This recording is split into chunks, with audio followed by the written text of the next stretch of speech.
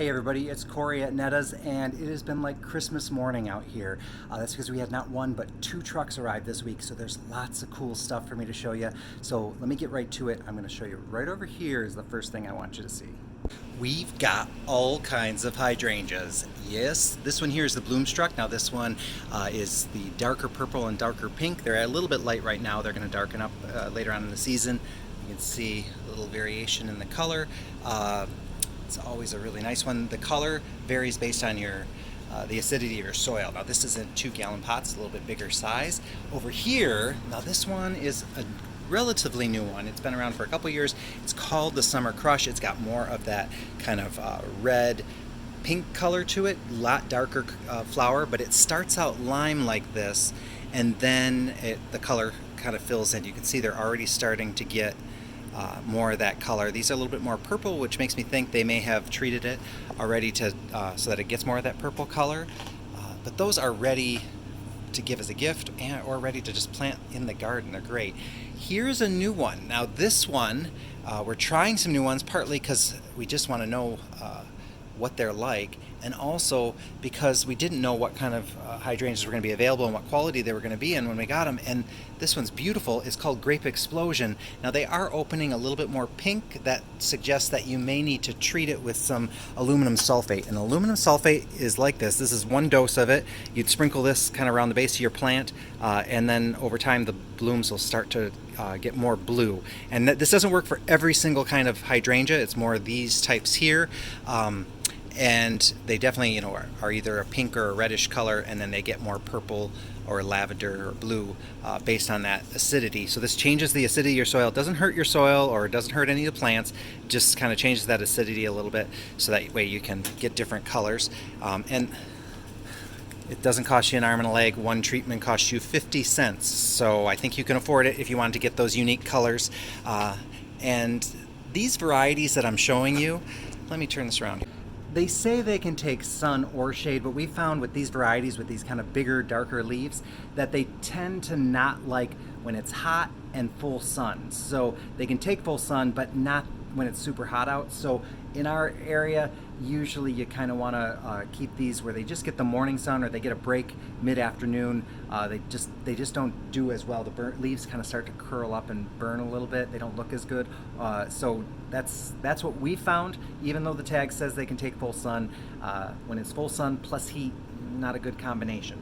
Now let me show you some of the other ones. This is another brand new one for us. It's called the Candelabra and has a flower very similar to the Pinky Winky, where it's that panicle with a nice color change to the pink, and it's a panicle with the lace cap, so it's got that, I always call them the sparkler type ones.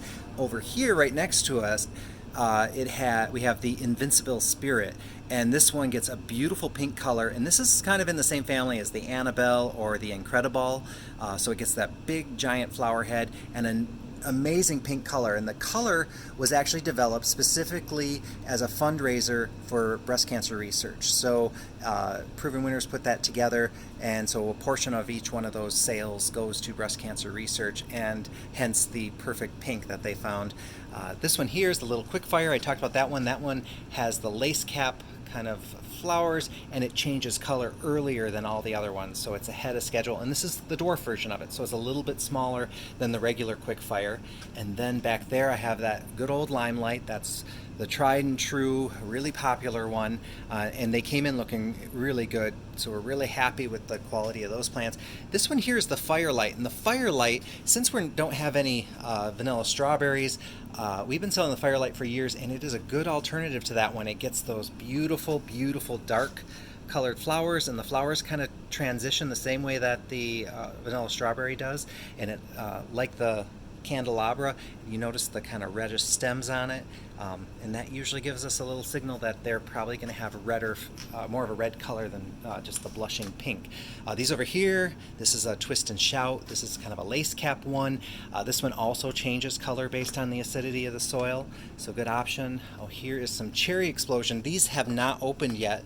They're a little bit behind the Grape Explosion. These are much more of a cherry red color when they open up. Some more Summer Crush, More summer crush. That's all summer crush over there. And then over here we do have some of the original endless summer. That's the light pink and the light blue, depending on the acidity of the soil. They're gorgeous. This is the one that I think a lot of people think of when they're thinking of a hydrangea. And let's see, I have some other stuff to show you. Let me do a little switcheroo here. Now behind me is some of the perennials that we received. So I'll give you a quick little overview of the brand new stuff back here too. We have some sneezeweed. I have no idea what it is, but it has a really cool looking flower. So we'll see how that one turns out. And then some salvia, also sometimes called sage. We got 2 colors of that in, as well as some of the other colors that we already had in.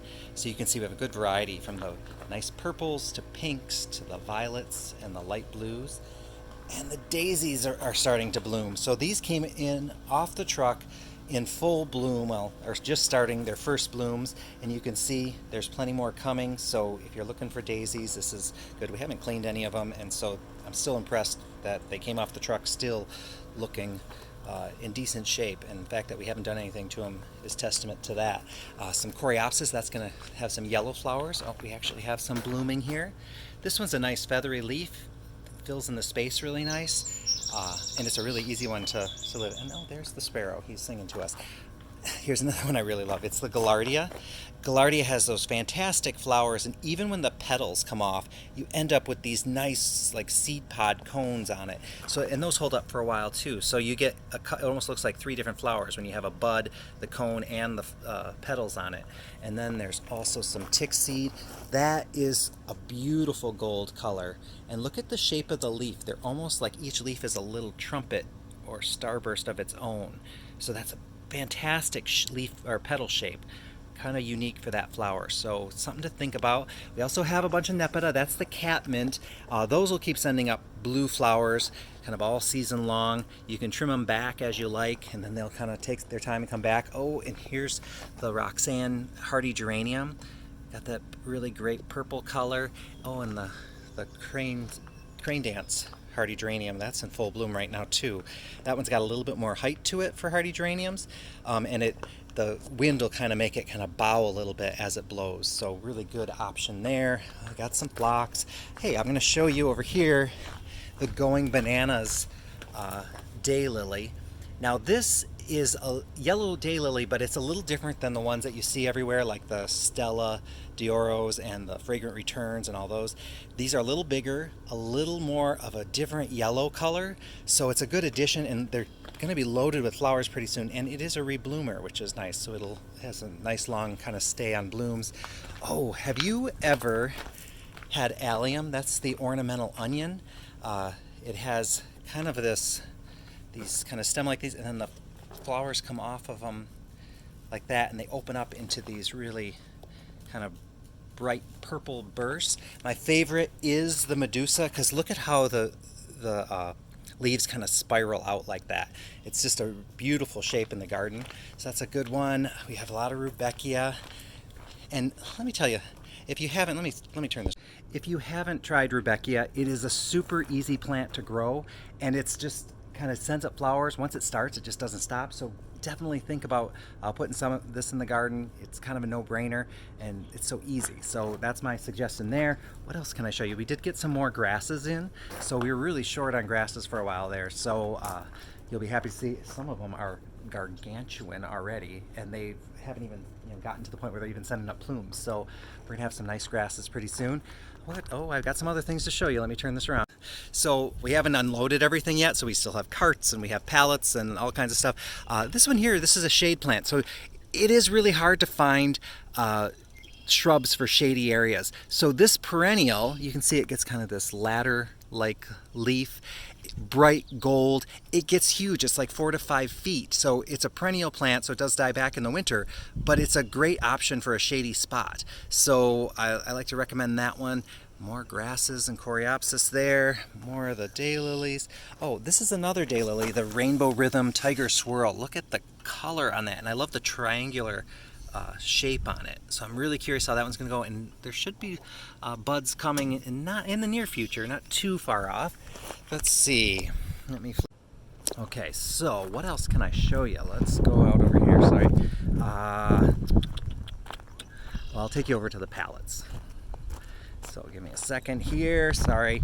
Maybe it'll be more interesting if I flip it around. At least you can see what I see when I do this. So, oh, the willows are all doing great. I love this flame willow. It's got more of a yellow branch. It just looks really good. Anyway, so here's some of the stuff that we're still processing. So there's Wagela, whatever you want to call it, Potentilla, Barberries.